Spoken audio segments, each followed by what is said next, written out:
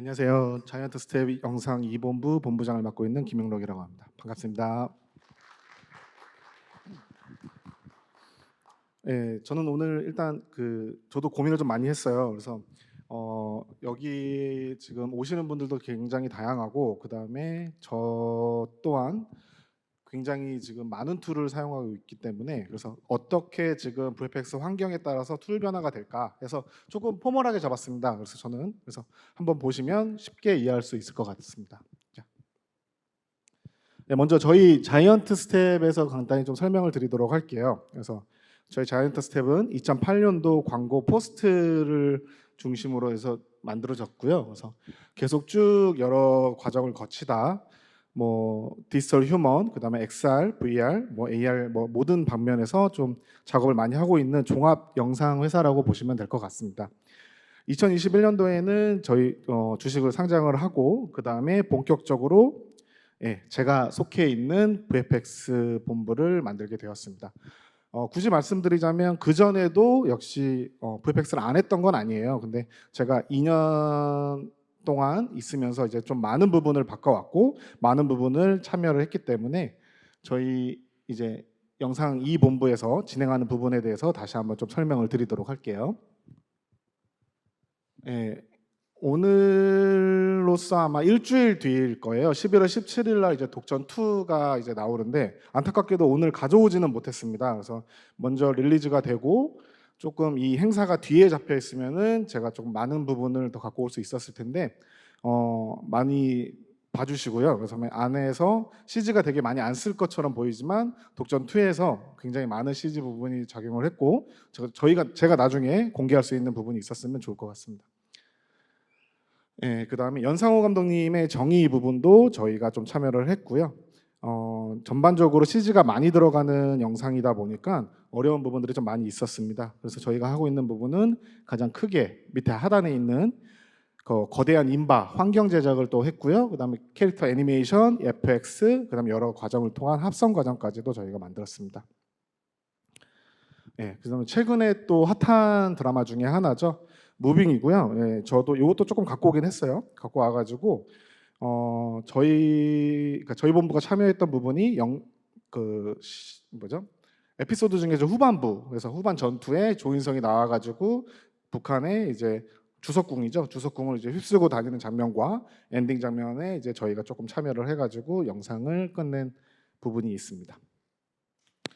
네, 요것도 역시 넷플릭스 오리지널이고요. 그래서 이거는 일본 작품이에요. 아리스 인 보더랜드 2라고. 그래서 영상 보신 분들은 아시겠지만 도쿄가 이제 좀 원래는 멀쩡했다가 갑자기 사라지면서 사람들이 그곳이 조금 이제 황폐해진다는 내용으로 보시면 될 것 같아요. 네, 한번 영상 보시고 말씀을 다시 또 드릴게요.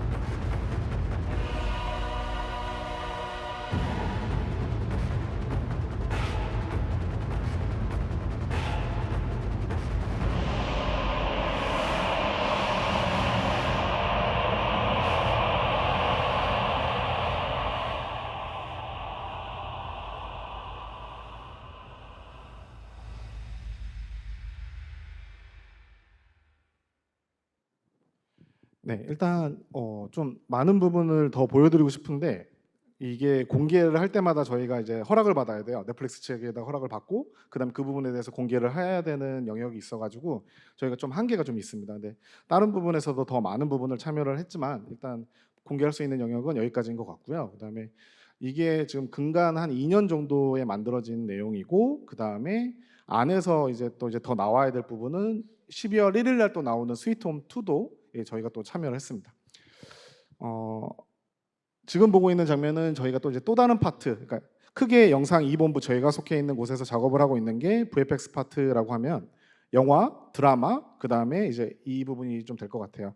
시네매틱이고 오늘도 그 게임 쪽에서도 많이 오신 걸로 알고 있는데 요 근래에 좀 만들어지고 핫한 시네매틱 영상 중에 하나입니다. 그래서 로스트 아크의 지금 카멘 편의 오프닝 영상 쪽이고요. 그래서 한 6분 정도 되는 러닝 타임 동안 저희가 좀 이제 전체 풀 애니메이션을 끌고 갔던 부분입니다.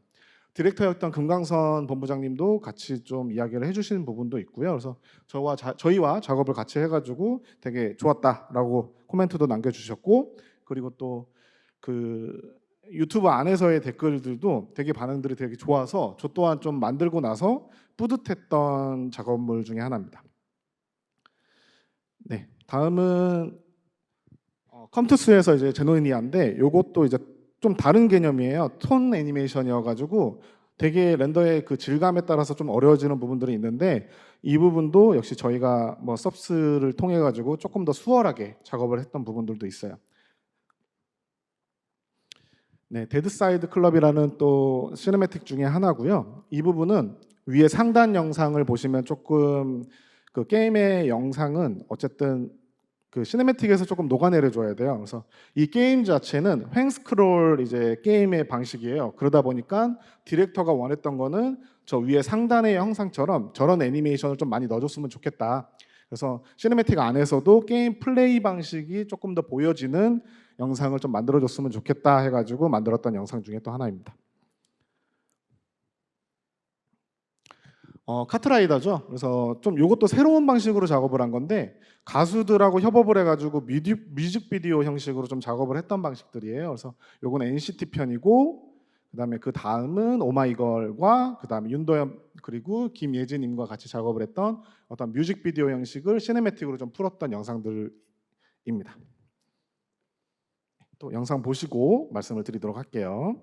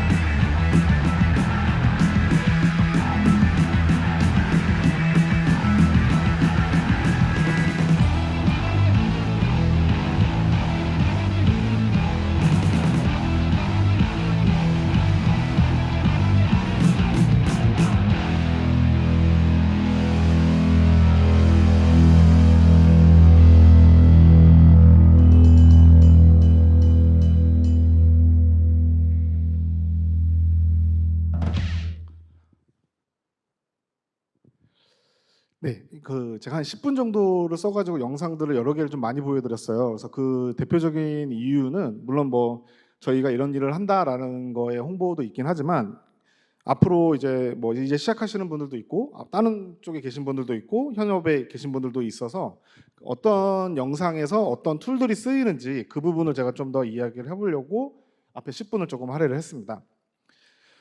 저를 좀 간단하게 또 다시 한번 소개를 드리면 저는 정말 좀 많은 곳을 좀 다녔어요. 그래서 일본에도 있었고 태국에도 있었고 그다음에 중국에도 있었고 그다음에 캐나다에도 있었고 뉴질랜드에도 있었고 그리고 다시 돌아와 가지고 한국에서 와서 이제 뭐 여러 군데의 회사를 다녔습니다. 전부 다 일단은 게임 쪽은 아니고 모두 영상 회사입니다. VFX라고 하는 그래서 드라마나 영화를 만들던 곳이었고요. 그 회사들을 다니면서 너무나 스트레스를 많이 받았던 게 툴을 다 다르게 쓰는 거예요. 예, 정말 여기 가면 이 툴을 쓰고 저기 가면 저 툴을 쓰고 여기 가면 또 이 툴을 쓰고 그래서 그 부분에 대해서 한번 이야기를 해볼 수 있는 기회가 있으면 좋겠다라고 해가지고 이렇게 좋은 자리가 있길래 한번 말씀을 드리려고 합니다. 웬만한 다른 포지션들은 툴들이 거진 정해져 있는 것들이 있어요. 뭐 모델링은 뭐 지브러시 마야, 그다음에 뭐 FX는 후디니, 그다음에 뭐 컴프는 누쿠 뭐 이런 식으로 좀 정해져 있습니다. 그런 대표적인 툴들이 이제 제가 오른쪽에 아이콘으로 좀 더 설명을 한 거고요. 이 많은 툴들이 정말 모든 회사에서 다 사용을 하고 있습니다. 어디에선 이거를 쓰고 그래서 제가 세미나나 혹은 조금 강연 같은 거를 가면 학생분들이 계속 질문을 하는 게 저는 이런 파트인데 어떤 툴을 공부를 해야 되나요? 아니면 저는 뭐 이걸로 가고 싶은데 어떻게 해야 되나요? 게임 쪽으로 가려면 무슨 툴을 공부를 해야 되나요? 선택할 수 있는 툴의 영역들이 너무나 많거든요, 정말로. 지금 파이프라인에서 보시게 되면 위에 상단 이제 파란색으로 되어 있는 부분이 에셋이라고 해가지고 어떤 아까 아티스트님이 만들었던 그런 캐릭터나 무슨 프랍 이런 것들을 만드는 부분이고 밑에 하단 저 연두색이라고 보여져 있는 저 부분이 샷 작업이라 그래가지고 제가 아까 영상들을 좀 많이 보여드렸죠. 그래서 그것들을 다 모집을 해가지고 렌더링이라는 과정을 통해서 나중에 최종 아웃풋을 만들어내는 부분이라고 생각을 하시면 될 것 같습니다. 예전 VFX는 되게 쉬웠죠. 쉽게 말하면 뭐 사람이 날아가는 와이어를 지운다든지 아니면 FX라고 하면은 그냥 화염을 좀 더 애드를 한다든지 폭발을 조금 더 만들어준다든지 요 정도의 조금 효과로 좀 주의 깊게 갔다면 요즘의 VFX는 좀 많이 바뀌어졌죠. 뭐 장르물이라고 해가지고 떼좀비가 나온다든지 어떻게 보면 아포칼립스의 이후에 뭐 현상이 나온다든지 대재앙이 나온다든지 우주로 날아간다든지 히어로물이 나온다든지 이렇게 되면서 CG가 차지하는 영역들이 정말 엄청 많이 늘어나고 있습니다. 그 중에서도 저는 일단 세 가지를 좀 더 꼬집고 있어요. 그래서 대표적으로 일단은 FX 작업 이슈가 많이 증가를 했다라고 말씀을 드리고 싶어요. 그래서 초반에는 마야의 FX, 그 다음에 넘어가는 게 3D 맥스의 FX 이렇게 사용을 했어요. 그래서 맥스의 유저분들은 또 아시겠지만 플러그인들을 여러 개를 사용을 해가지고 아웃풋을 많이 뽑아냈죠. 근데 그것도 작업의 한계를 느끼다 보니까 그 다음 툴을 찾게 됩니다. 그게 바로 이제 후딘이라는 FX 전문 툴이 돼버린 거죠. 저 후딘이라는 툴들도 좀 아시겠지만 되게 종합적인 툴이에요. 이것저것 많이 할 수 있는. 그리고 이제 밑에 제가 아까 말씀드린 것처럼 회사는 쓰는 툴이 이유가 있어야 된다고 생각을 해요. 어떤 툴을 좋다 나쁘다보다 다 장단점들이 있기 때문에 이 툴을 쓸 때는 왜 이거를 써야 되는지가 중요한 거죠. 하단에 있는 거는 이제 스캔라인이라는 회사인데 되게 FX로 유명한 회사입니다. 그래서 원래 플로우라인이라고 하는 저 시뮬레이션 플루이드를 정말로 중심적으로 했던 회사고 그 영향 때문에 자연적으로 렌더링 툴은 맥스로 갈 수밖에 없었어요. 그래서 저 플루이드 툴 때문에 그 다음은 이제 인바, 예, 우리 쉽게 말하면 인바이러먼트, 그래서 환경적인 요소가 좀 크죠. 그래서 뭐 아쿠아맨의 뭐 해저 도시를 만든다든지 아니면 뭐 듄의 그런 어떠한 되게 장면들을 많이 만든다든지 요거는 아까 보셨던 아리스 인 보더랜드의 이제 황폐화된 도시 이후에요. 저희가 첫 번째 받았던 거는 저 장면이에요. 그냥 플레이트를 받았던 거고 저거를 가지고 이제 하단 작업을 한 거고요. 아까 보신 것처럼 3D 작업이고 그다음 맨 아래에 있는 거는 정의의 어떤 미래지향적인 도시 장면이에요. 각 오브젝트당 나무 한 그루당 이게 굉장한 많은 데이터의 양을 차지를 합니다. 그러면은 환경 작업을 할 때는 이 데이터를 관리를 할 수 있을 때 어떤 툴이 제일 용이하냐 그거를 제일 먼저 잡고는 있어요. 그래서 역시 마찬가지예요. 초반에는 뭐 마야도 있고 3D 맥스도 있고 아직까지도 이 둘을 쓰는 회사들도 많이 있어요. 그 다음에 또 역시 FX 툴, 파티클을 다루는 전문 툴이다 보니까 후딘이라는 툴도 쓰죠. 그 다음에 클라리스라는 툴인데 디넥에서 제가 있을 때 주로 사용을 했고요. 디넥의 메인 툴이고, 그래서 디넥은 듄 만들었던 회사입니다. 디넥 하면은 일단 환경을 잘 만든다라는 쪽으로 좀 유명해 있는 회사예요. 그래서 그러다 보니까 저 클라리스라는 툴이 조금 유명해진 부분이 있습니다. 안타까운 거는 지금 저 클라리스라는 회사는 또 없어졌어요. 지금 현재. 그래서 약간 그쪽 환경 쪽은 무주공산이 되어 있는 상황이긴 합니다. 네. 그 다음은 제가 아까도 말씀드린 것처럼 이러한 여러 가지 요소들 때문에 CG 분량이 정말 많이 늘어났어요. 이런 것들을 관리를 어떻게 해야 되며 그러니까 같은 동료들과도 데이터 규율을 어떻게 해야 되며 한 회사 안에서도 샷을 어떻게 관리를 해야 되고 그 다음에 또 다른 회사랑 협업을 할 때도 이 데이터들을 어떻게 관리를 해야 되는지 그 부분에 대해서는 이제 또 뭐 마야라든지 안에서 레퍼런스 파일이라든지 혹은 뭐 캐시 파일들도 계속 업데이트가 되고 있죠. OBJ, RMB, 그다음에 현재는 좀 USD까지도 가 있는 상황입니다. 제가 이렇게 계속 이야기를 하는 것은 어쨌든 계속 지금 저 페인터로 좀 넘어가기 위해서거든요. 예. 이런 모든 것들을 하기 위해서는 라이팅 툴이라는 부분이 있어요. 렌더링이라고 하죠. 그래서 저희가 지금 몇 가지를 좀 적어놓긴 했는데 저거는 조합을 어떻게 하냐에 따라서 정말 달라지거든요. 마야 V-Ray, 마야 아놀드, 뭐 클라리스, 마야 3D 라이트, 카타나 아놀드 뭐 되게 많아요, 진짜. 후디니 안에서도 다른 렌더러들도 존재를 하고요. 그러면 저 라이팅을 하는 툴은 다 모아가지고 렌더링을 찍는단 말이에요. 그런 렌더링을 앞에 또 좀 더 나눠 보면은 제가 위에 에셋이라 그랬죠. 에셋의 저 텍스처링, 룩뎁 과정을 거쳐야 됩니다. 반드시. 어떠한 쉐이더 안에 텍스처 작업이 된 거를 가지고 와야 되는데 그 부분에 텍스처 작업을 했던 부분을 또 말씀을 드리려고 하고 있습니다. 제일 먼저 초창기 작업은 저희가 포토샵을 썼어요. 포토샵을 썼던 이유는 어쨌든 그 이미지 레이어에 대한 부분들이 정말로 좋았고 또 선택권이 그렇게 많이 있지도 않았어요. 저 때는. 그러다 보니까 포토샵을 쓰면서 느꼈던 거는 UV 작업이라고 하죠. UV를 그렇게 효율적으로 피지를 못했습니다. 그러니까 비어있는 공간들도 좀 많고 그 다음에 또 다른 쪽으로 보면은 어쨌든 2D 작업으로 하다 보니까 직관적인 작업을 할 때가 되게 어려웠어요. 그래서 요거를 다음에 나온 게 이제 웨타의 인하우스 툴이었던 이제 말이라는 툴이죠. 말이라는 툴은 캐릭터가 이제 3D로 들어와가지고 안에서 아까 그 아티스트님이 보여줬던 장면처럼 그냥 브러시질을 할 수가 있어요. 우리가 그거를 프로젝션 매핑이라고 하는데 그런 부분들이 너무나 이제 획기적이었죠.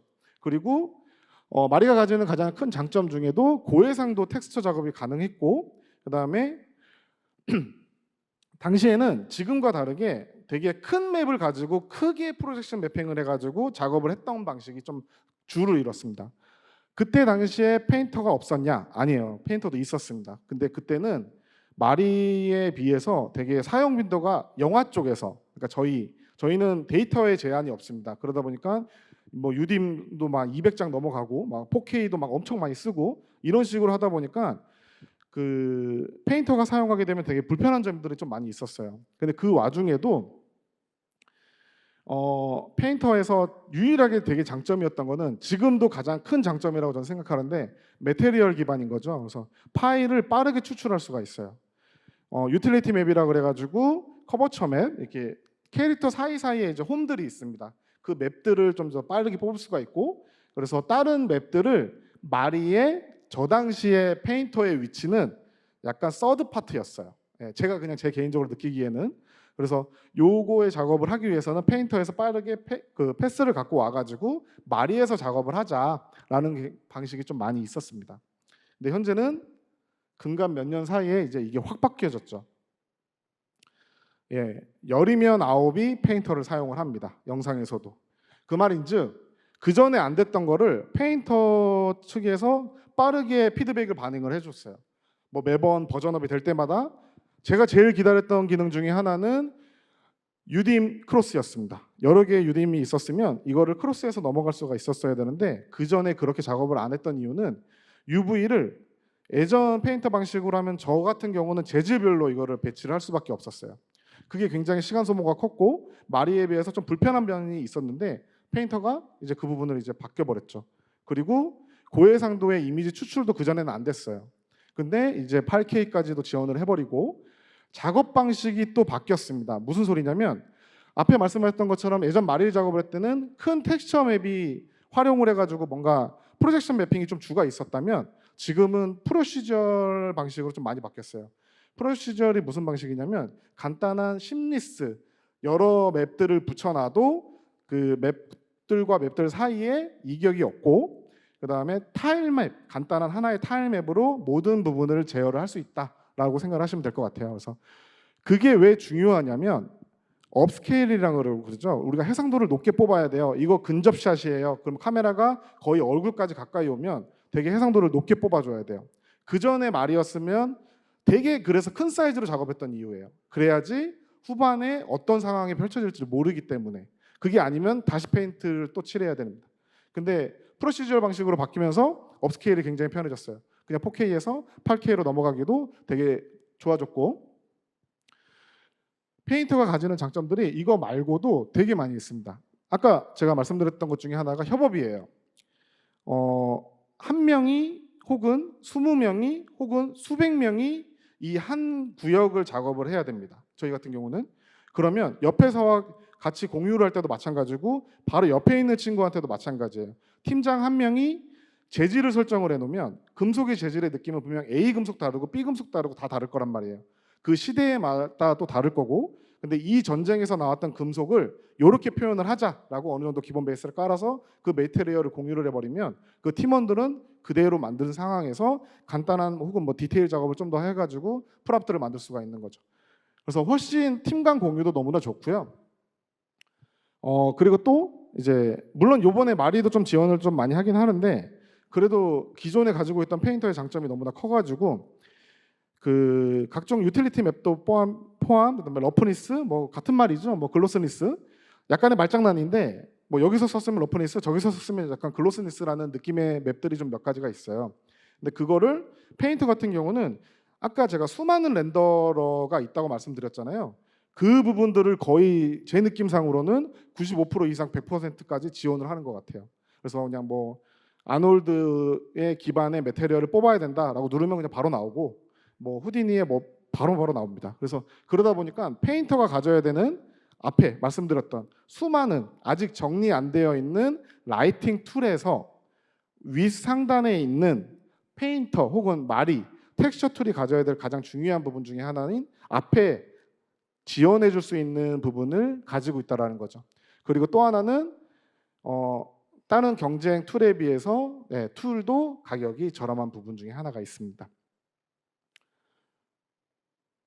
근데 뭐 보완점도 제가 좀 더 말씀드리면요. 아직까지도 마리를 쓰는 이유는 있어요. 몇 가지는 이게 마리가 지금까지 버티고 있는 이유도 그 고해상도의 텍스처의 프로젝션 매핑이 지금 그 페인터 같은 경우는 약간 무겁습니다. 계속 하다 보면 그리고 또 하나는 메테리얼 기반이다 보니까 레이어가 쌓이다 보면은 무거워질 수밖에 없어요. 그래서 그거에 대해서 저희 같은 경우는 이제 계속 쌓아가면서 적층 구조로 나가다 보니까 이때 조금 무겁네라는 경우가 있기는 있습니다. 근데 요거는 아마 또 제가 이렇게 말씀드렸으니까 다음 버전에서 또 이제 획기적으로 바뀌어야 돼가지고 좀 더 좋아지지 않을까라는 부분으로 생각을 하고 있습니다. 네, 제가 준비한 건 여기까지고요. 마무리하도록 하겠습니다.